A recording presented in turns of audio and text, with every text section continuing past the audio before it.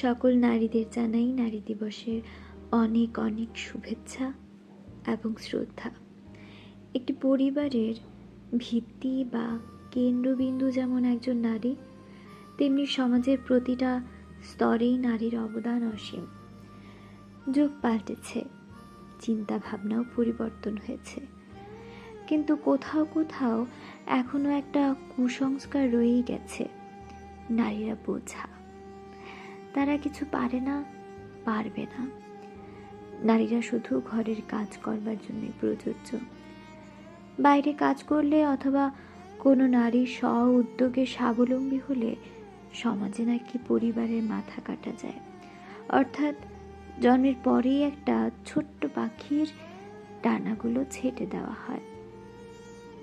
একটা সময় আসে নারীরা তখন সম্বোধিত হয় অবলা অথবা অসহায় নারী বলে। যদি সেই ছোটবেলাটায় মা বাবা, পরিবার, সমাজের চাপে পড়ে যদি না সেই ছোট্ট পাখিটার ডানাগুলো ছেঁটে দিত, হয়তো আজ নারীদের অধিকারের জন্য দাবি রাখতে হতো না, কিংবা নারী কোটারও প্রয়োজন হতো না।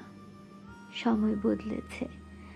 আজকের এই নারী দিবসে সকল মা বাবাদের কাছে ছোট্ট একটা অনুরোধ, ছোট্ট পাখিগুলোর ডানা ছেঁটে দিবেন না। ছেলে পাখিটা যেমন নির্দ্বিধায় আকাশে পাড়ি জমায়, মেয়ে পাখিটাও সেই আকাশে একই সাথে উড়ুক।